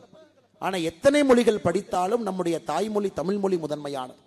உண்டாசு கவிஞர் சுப்பிரமணிய பாரதி சொன்னாங்க, யாமறிந்த மொழிகளிலே தமிழ் மொழி போல் இனிதாவது எங்கும் இல்லை. எப்ப சொன்னாங்க? ஒரு தமிழ் மொழியை படிச்சுட்டு சொல்ல, 14 மொழியை படித்துவிட்டு, பிரெஞ்சு படித்துவிட்டு, லத்தீன் படித்துவிட்டு, 14 மொழியை படித்துவிட்டு மகாகவி பாரதி சொன்னான், என்னுடைய தாய்மொழி போல் எந்த மொழியும் இல்லை. இன்னைக்கு நம்முடைய குழந்தைகள் ஒரு மொழியை படிப்பதற்கு கூட தமிழ்நாட்டில் தடுக்கிறாங்க. தென்காசியில தாண்டி போனா பக்கத்துல ஒரு மலையாளம் பேசினா கேரளாக்கார மதிக்கத்தாங்க போறான். ஏன் சேச்சி, ஏன் சேட்டா, ஒரு கட்டஞ்சாய் கொடுன்னு கேட்டா, ஒரு மலையாளத்தை கேட்டா நல்லா தாங்க இருக்கும், பக்கத்துல தானே இருக்கும்.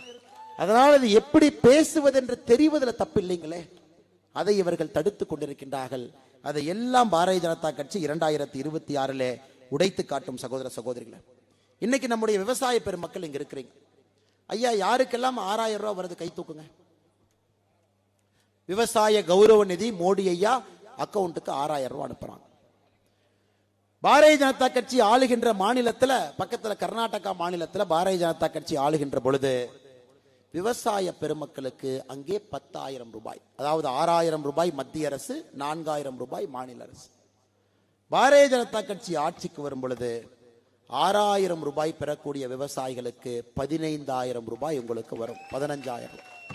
6,000 ரூபாய் மோடி கொடுப்பாருங்க, அப்படின்னா அதிகப்படுத்துவாரு. 9,000 ரூபாய் நாம் கொடுப்போம். எதற்கு பிஜேபி வேண்டாங்கிறாங்க ஐயா? இவ்வளவு விஷயம் உங்க முன்னாடி நான் படிக்கிறேன். நீங்க சொல்லுங்க, உங்களுக்கு பிஜேபி வேணுமா வேண்டாமான்னு சொல்லுங்க. இத்தனையும் நடக்க வேண்டும். கல்வியை மாற்ற வேண்டும், சுகாதாரத்தை கொண்டு வர வேண்டும், குழந்தைகளை ஒரு அற்புதமான சமுதாயத்திலே படைக்க வேண்டும், ஆளுமைகளாக மாற்ற வேண்டும், விவசாயத்தை பெருக்க வேண்டும், நீர் மேலாண்மை உயர்த்த வேண்டும், கலாச்சாரத்தை மையப்புள்ளியாக வைக்க வேண்டும். இதைத்தான் நான் படிச்சுட்டு இருக்கிறேன். இதற்கு பாரதிய ஜனதா கட்சி வேண்டாம் என்று சொல்லக்கூடிய முதலமைச்சரை நீங்க வேண்டாம்னு சொல்லுங்க. 2024 வேண்டாம் என்று சொல்லுங்கள், 2026 வேண்டாம் என்று சொல்லுங்கள். ஐயா, நான் சொல்வதும் மோடி கேரண்டி தான். இது பிஜேபி தமிழ்நாடு கேரண்டி இல்லைங்க ஐயா. நான் சொல்வது அனைத்தும் மோடி அவர்களுடைய கேரண்டி. எப்படி இந்தியாவிற்கு மோடி அவர்கள் கேரண்டி கொடுக்கிறாங்களோ, தமிழகத்திற்கும் மோடி அவர்களுடைய கேரண்டியை நீங்க கேட்கத்தான் போறீங்க, பார்க்கத்தான் போறீர்கள். இதையெல்லாம் பாரதிய ஜனதா கட்சி நிச்சயமாக செய்யத்தான் போகிறது. அதில் எந்த ஒரு சந்தேகமும் உங்களுக்கு வேண்டாம். சகோதர சகோதரிகள், உங்களுடைய நேரத்தை அதிகமாக எடுத்துக்கொண்டால் அது பெரும் தவறாக மாறிவிடும்.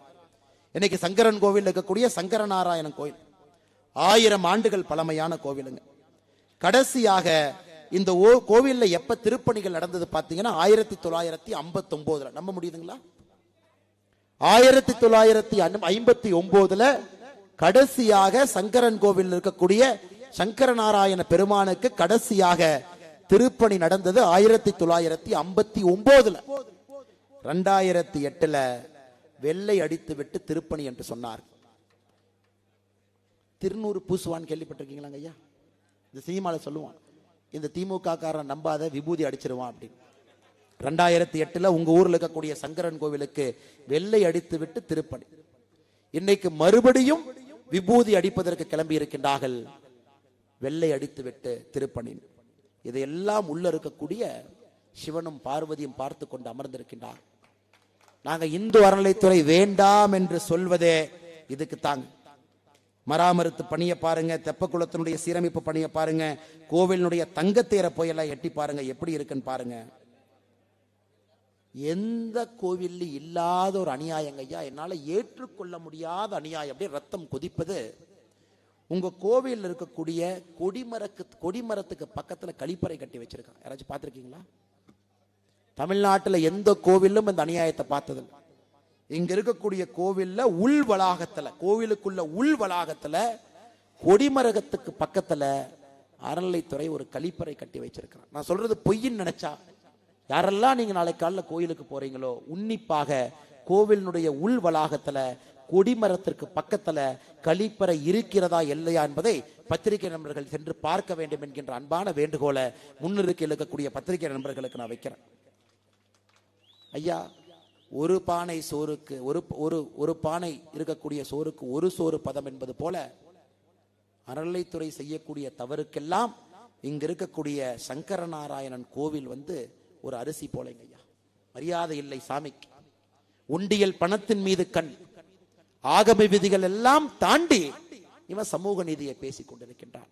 அதனால் அறநிலைத்துறையை ஒழிக்க வேண்டியது நம்முடைய சபதம் மட்டுமல்லைங்க ஐயா, நம்முடைய வேள்வியாக, நம்முடைய தவமாக இருக்க வேண்டும். எல்லாம் வெளியே அனுப்பிடுறாங்க. எனக்கு சில பேர் பாத்தீங்கன்னா பங்காளி கட்சி நண்பர்கள் என்னை பத்தி என்ன சொல்றாங்கன்னா, அந்த அண்ணாமலையை பாரு பூச்சாண்டி மாதிரி இருக்கான், தாடி அதிகமா வளர்ந்து போச்சுங்க ஐயா, யாத்திரையில எல்லாம் நடந்து கொண்டிருக்கின்றோம், வேள்வியாக நடக்கும். இன்னைக்கு சில அரசியல் கட்சி நண்பர்கள் சொல்றாங்க, அண்ணாமலையை பாரு, என்ன பேர் என்ன சொன்னாங்க, பூச்சாண்டி மாதிரி இருக்காரு, அண்ணாமலை மாயாண்டி மாதிரி இருக்காரு. எனக்கு ரொம்ப பெருமை என்னன்னாங்க ஐயா, தென் தமிழகத்துல மாயாண்டி கடவுளை தரிசிக்கக்கூடிய மண்ணில் என்று கொண்டிருக்கின்றோம். அண்ணாமலை மாயாண்டி மாதிரி இருக்கானாங்க ஐயா.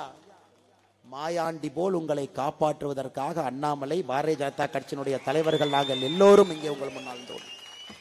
பூச்சாண்டி உங்களுக்கு தெரியும், திருநூறு பூசுகின்ற ஆண்டியினுடைய பெயர் பூச்சாண்டி. நானும் உங்களைப் போல எப்பொழுதும் திருநூறு இல்லாம வெளியே வரவே மாட்டேங்க. என்னுடைய அடையாளம் அது. இன்னைக்கு மற்ற கட்சி மாதிரி திருநூறு அழிச்சிட்டு எல்லாம் வந்து அரசியல் பண்ணிட்டு இருக்கிறான். திருநூறு அழிச்சா ஓட்டு போட்டுருவாங்களான். நம்முடைய தர்மத்தை எப்பொழுதும் விட்டு கொடுக்க போவதில்லை.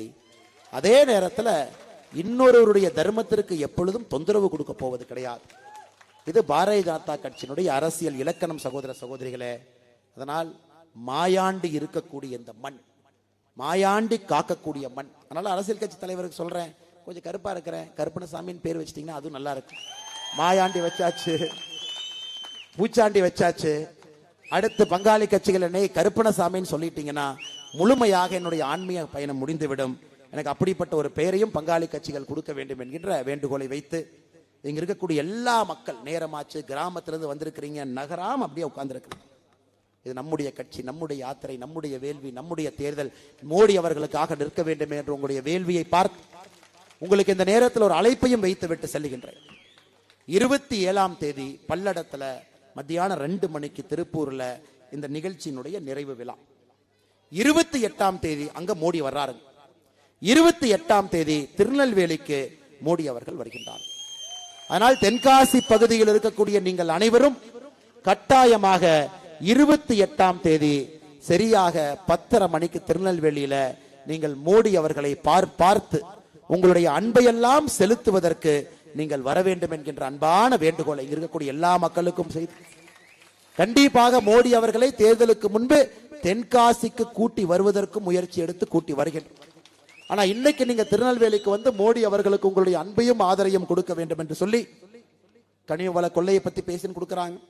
எத்தனை கொள்ளையை பத்தி பேசுறதுங்க? வேட்டி கொள்ளையிலிருந்து, அபார்ட்மெண்ட்ல இருந்து. ஐயா, கனிம வள கொள்ளை இன்னைக்கு தென்காசியில் அவங்க அடிக்கிற கனிம வள கொள்ளை இன்னும் கொஞ்ச நாள்ல ஆத்து மண் இருக்க போறதில்லை, கொஞ்ச நாள்ல மழை இருக்க போறதில்லைங்க ஐயா.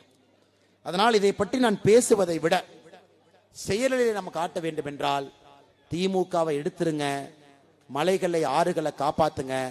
நீங்கள் அனைவரும் ஒன்றாக நின்று 2024 பாரதிய ஜனதா கட்சிக்கு வாக்களித்து கனிம வள கொள்ளையை தடுத்து மறுபடியும் இது ஒரு பசுமை பூமியாக நீங்கள் மாற்ற வேண்டும் என்கின்ற அன்பான வேண்டுகோளை வைத்து என்னுடைய உரையை முடித்துக் கொள்கின்றேன். வந்திருக்கக்கூடிய எல்லா சகோதர சகோதரிகளுக்கும் இந்த நேரத்தில் நன்றி கலந்த வாழ்த்துக்களை வணக்கங்களை தெரிவித்து, நல்லா நீங்க இருக்கணும். நிச்சயமா 2024 பாரதிய ஜனதா கட்சிக்கு உங்கள் ஆதரவு இருக்கணும். 28ஆம் தேதி மோடி ஐயாவை பார்ப்பதற்கு நீங்கள் திருநெல்வேலியில் இருக்க வேண்டும் என்கின்ற அன்பு வேண்டுகோளை வைத்து உரையை முடித்துக் கொள்கின்றேன். நன்றி, வணக்கம். பாரத் மாதா கி, பாரத் மாதா கி, பாரதன்னையின் புகழ், பாரதன்னையின் புகழ்.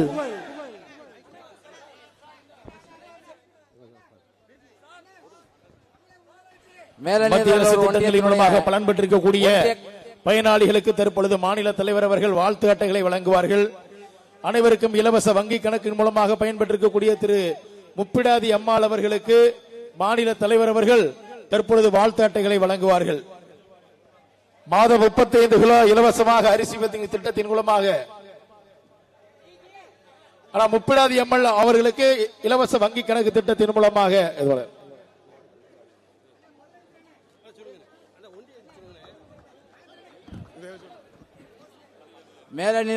அடுத்ததாக திருமதி கலாவதி அவர்கள் மாதம் 35 கிலோ இலவச அரிசி திட்டம் பெற்றிருக்கக்கூடிய அம்மா அவர்கள். பிரதம மந்திரியினுடைய முத்ரா திட்டத்தின் கீழ் பயன்பெற்றிருக்கக்கூடிய திரு ராதாகிருஷ்ணன் அவர்கள்.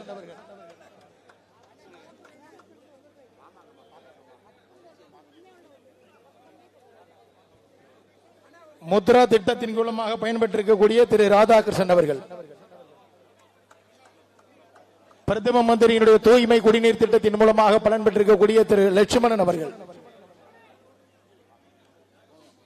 மலிவு விலை மக்கள் மருந்தகத்தின் மூலமாக பலன் பெற்றிருக்கக்கூடிய திரு ஆறுமுகம்.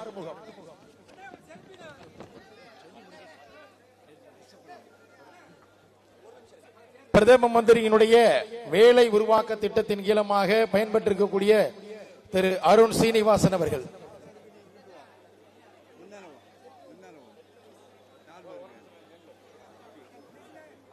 பிரதம மந்திரியினுடைய ஈசியவா திட்டத்தின் மூலமாக பயன்பெற்றிருக்கக்கூடிய திரு நாகராஜ் அவர்கள். செல்வ மகள் சேமிப்பு திட்டத்தின் மூலமாக பலன் பெற்றிருக்கக்கூடிய திரு மாரியப்பசாமி.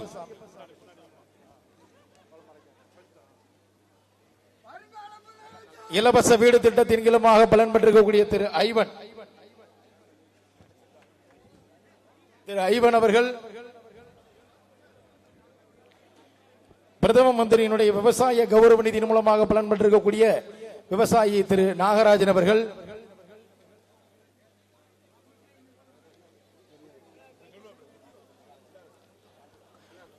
கூட்டம் நடந்து கொண்டிருக்கும் பின்பாக இருக்கக்கூடிய அத்துணை குப்பைகளையும் தூய்மைப்படுத்திக் கொண்டிருக்கக்கூடிய சுற்றுச்சூழல் அமைப்பு பிரிவுகளின் தலைவர்களுக்கு நன்றியை தெரிவித்துக் கொண்டு, மேலநல்லிதூர் ஊராட்சியைச் சேர்ந்த ஒன்றிய கவுன்சிலர் திரு ராமலட்சுமி அவர்கள், பசுமன் தேவர் கல்வி மீட்பு கழகத்தினுடைய திரு பொன்ராஜ் அவர்கள், சூழல் சிறை அமைப்பாளர் திரு பசுமன் முத்துராமன் இதவரையா அவருடைய மீட்புக்குழு ஒருங்கிணைப்பாளர் அவர்கள், ஒன்றிய தலைவர் வி பரமன் அவர்கள் ஆகியோர் அவர்கள் தற்பொழுது பாரதிய ஜனதா கட்சியில் தன்னை இணைத்துக் கொள்வதோடு, ஓய்வு பெற்ற காவல்துறை அதிகாரி கட்டாய ஓய்வு பெற்றிருக்கக்கூடிய திரு சரவணகுமார் அவர்களும் தற்பொழுது பாரதிய ஜனதா கட்சியில் தலைவர் முன்னிலை தம்மை இணைத்துக் கொள்ளுகிறார்கள்.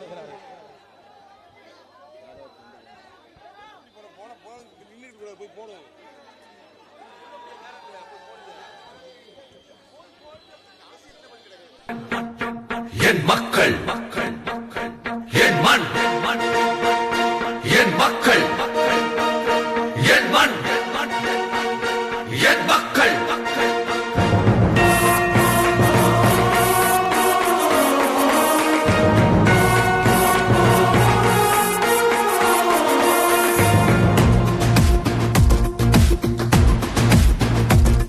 என் மண், என் மக்கள், புது புரட்சி நடைபயணம் நீ துணிவுடன் நடந்திடவா. என் மண், என் மக்கள், ஒரு மலையாய் நம் தலைவன் நம்முடன் வருகின்றார். இனி ஒரு நாளும் ஊழல் இங்கே தொடர்ந்திட முடியாதே. தமிழ் மண்ணில் இனிமேல் லஞ்சம் என்றொரு கொடுமைகள் இருக்காதே. தமிழகமே தலை நிமிரும் காலம் வந்தாச்சே. என் மண், என் மக்கள், புது புரட்சி நடைபயணம் நீ துணிவுடன் நடந்திடவா.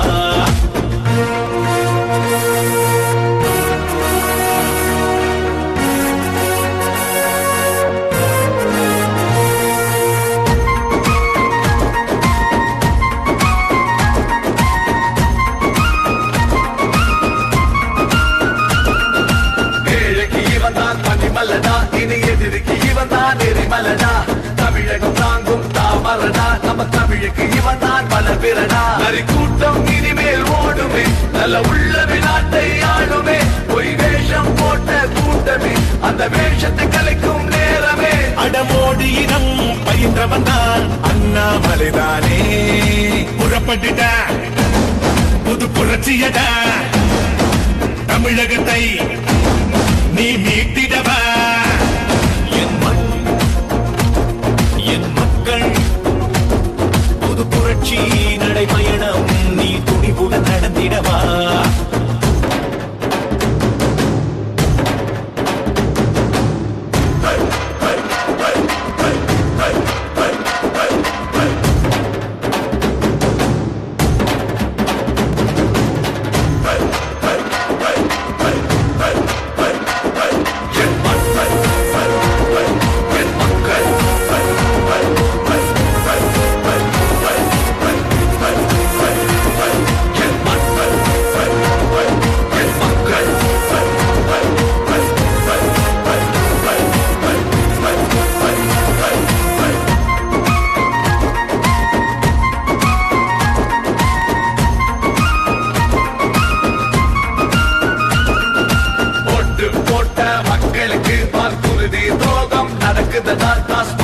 மக்கள் தள்ளாடுதனா. தாலி அறுக்கும் ஆட்சியடா. எங்க குடும்ப அரசியல் நடக்குது. அதை ஒழிக்க நெஞ்சம் துடிக்குதே. கோயில் அழிக்கும் கூட்டமே உங்க கூடார வழிய போகுதே. தேசியமும் தெய்வீகமும் நமது தானே.